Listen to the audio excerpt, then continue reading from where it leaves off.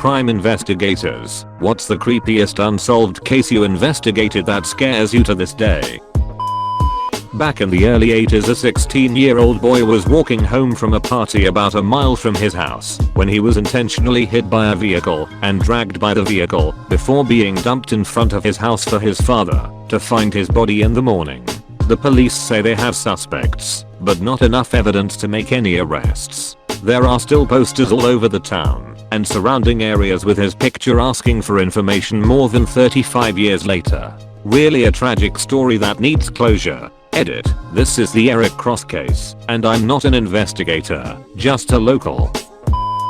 Someone was picking up drunk homeless people in my town about 20 years back, beating them up and dropping them far from town during the winter season, which can last for about 2 to 8 months and drop as low as -45°C. Edit. Few extra details. It was during the mid 1990s in the terror/PG/PR area. Not sure if it was police or not. Those that live in a small town only how talk gets around. I remember nothing coming from it. It could have been police or just town thugs. It was just kinda scary for us teens at the time. Someone killed 50 dogs and left them on top of parked cars for a year, then it just stopped. At my first apartment, someone was stringing up dogs in the trees behind houses with their throats cut and bled dry. Serial killer behavior, obviously just killing them to kill them. Worked on that case a couple weeks, but after 4 or 5 dogs, it just stopped, and my bosses wouldn't let me work on it anymore with all the real crime going on. I still think it was a future serial killer practicing. I work as an investigator for the county medical examiner. The cases that always creep me out are the Jane and John does, especially the younger ones. How could a family not report a loved one missing for 10, 20, or 30 years? Some of these cases are not suspicious, so it's not like the family is worried about going to prison. We're looking at forensic genealogy to assist with some of the cases. Guy let his dog out, and it came back with a decaying limb. When they went to search, they found a makeshift altar. Creepy stuff. Mystery was solved a few days after it happened, but I figured I would share anyways. In the town I live in, there's a rundown motel that all the druggies stay at. Well, anyways, there was a night that a man walked into and pulled out a sawed-off shotgun and blew the cashier's brains all over the wall.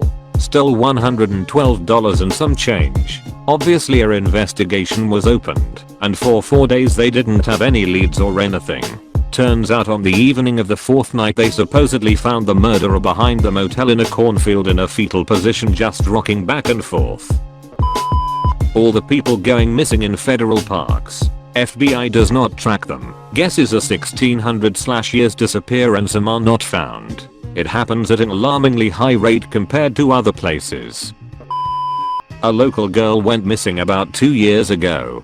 Whole community and neighboring communities got involved. Had a hashtag they painted on car windows and everything. Tried like crazy to find her. The parents still hold out hope, but I'm not convinced they really do, and it's devastating to watch. I have friends that know the family. I have 2 young girls, and this is a fear that my job forces me to take home with me, that one day they'll disappear and that's it.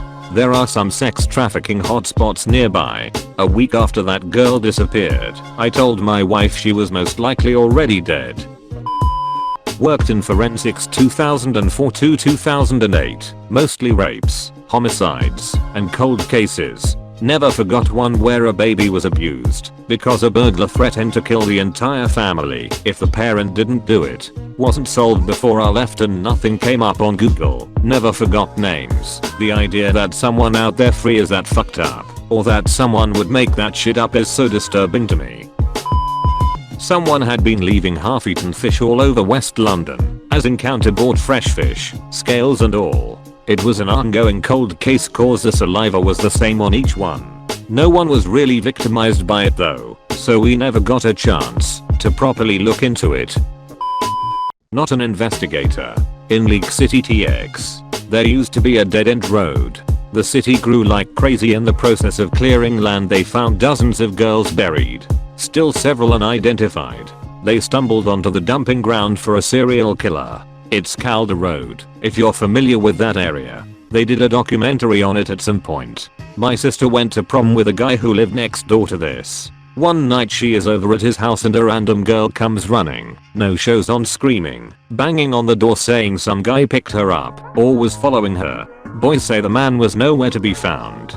Prom date and brother get her to safety, then proceed to tell my sister all the weird ghost stories, because weird things like that always happen around here. They thought she was spooked by feelings of being watched or something, until a few years later when they started finding bodies again. Edit. Reached out to my sister for full details. This is her story. Okay, so it was some girl from Angelton, got in a wreck in front of the house by the field. She comes running to the house, no shoes on.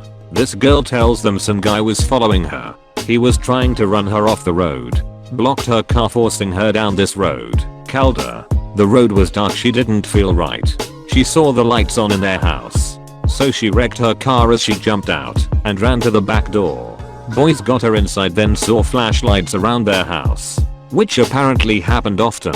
Keep her inside long enough to feel like whoever it was left/drove away, only to realize during all this, she had been drugged. That's why she didn't feel right. Call cops. Man was picking up girls at a bar on NASA Road 1 and drugging them. So they caught at least one creep. Bodies were found there from the 70s till I think 2000s. Fun fact, she tells me that apparently now there is a subdivision over these killing fields. I'm not an investigator, but this happened to a little girl in my brother's class and a friend from school. My friend was a happy-go-lucky chubby guy that everyone liked. He smoked a little weed from time to time, which made it hard for him to keep a job. One day he goes missing and is found in his barn swinging from a rafter by a friend of his. Suicide note. No ladder or any way for him to have gotten up to the rafter. No typical signs of depression or suicide, such as saying goodbye to loved ones, taking care of loose ends, etc. Gets written off as a suicide. Case temporarily closed. 6-year-old girl was missing from her home in the morning. Found in the barn hanging from the rafter and raped/molested with a knife. Stepdad had porn of her on his computer and somehow was cleared on the murder by pinning it on a teenage neighbor.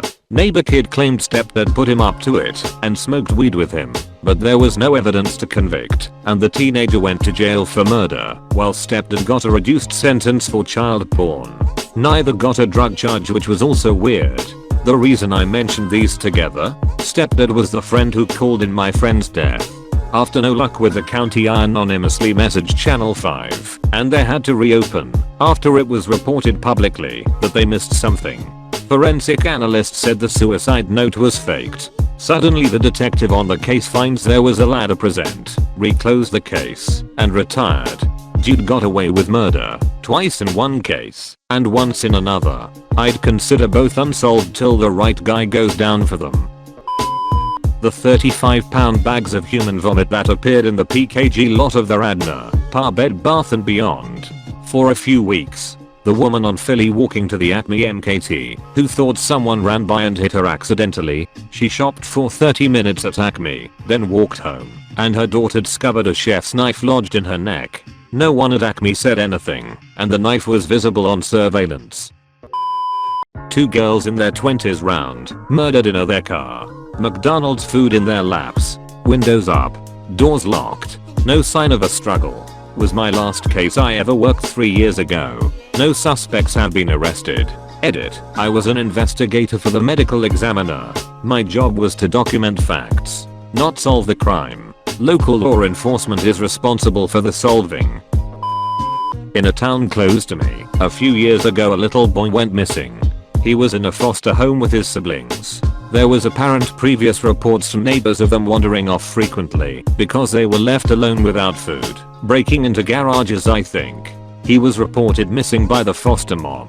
She went on TV and everything, I think I remember. There was so many search parties. We live in the desert, so there's a lot of open land. I stopped hearing things about it. Eventually I asked one of my buddies who works in that PD, and he told me they never got any real answers. They found remains years later that they believed to be his in a canal, but it had been so long not much was left. Also they think wild animals had probably spread what was left of the remains around after all these years. There's a man who comes into the bar I work at every day around 4 PM. He's nice, has a group of other guys he socializes with. His wife comes in every Sunday with him for football season. Their daughter went missing a few years ago. They had a suspect, who my older sister actually dated for a short period. When they couldn't definitively connect him to the case, they cut him loose. He's now serving time for a completely separate kidnapping/murder. He hasn't confessed to the first one, so the couple will never really know if they caught the guy. Everyone just assumes. I don't think the family will ever get closure off of an assumption though. Not a crime investigator, but I had a good buddy that went missing in a cornfield when he was a 2-year-old kid back in 80 or 81. Literally thousands of volunteers came out to help search the fields and land around his farm for 2 days, but he was nowhere to be found. They even brought in a psychic. His parents were so desperate. On the 3rd day he was finally found, quite some distance from where he disappeared. His parents still think to this day that he was abducted, but because of all the media attention and people searching for him, the kidnappers returned him, pretty much just dropping him off and hightailing it out of there. My father was a police officer some time ago. While in school, his platoon was called with every other policeman in region. A kid was missing. They were looking for him for quite some time, yet they did not found him. He was supposed to be somewhere in small forest near the town he was living in. Kid just sunk. After some time, people would contact police and say that kid was seen almost 500 kilometers away, alone. They had many suspects but all got the alibi. The case was open for almost 20 years and was closed like 10 years ago. We'll try to find some info about it, edit post, but here in Poland we do not put such information to public. Edit. I tried to find anything but there's no trace of this accident. I talked with my dad about that. He said that kid was about 9 or SMTH. He went missing in Pomerian Voivodeship in Poland. Sadly, that's all he can remember. Sorry guys. Not a crime investigator, but Dio Waking went missing about a decade ago and was found in boxes. It is estimated that she was cut up into around 2,000 pieces. When they put her back together, they were missing a heart, spleen and liver. My personal theory is black market organ transplants. To sell or to use, I don't know. Maybe to sell, because the heart sells for around $1 million USD on the black market. Make sure to like and subscribe. Here are some more videos.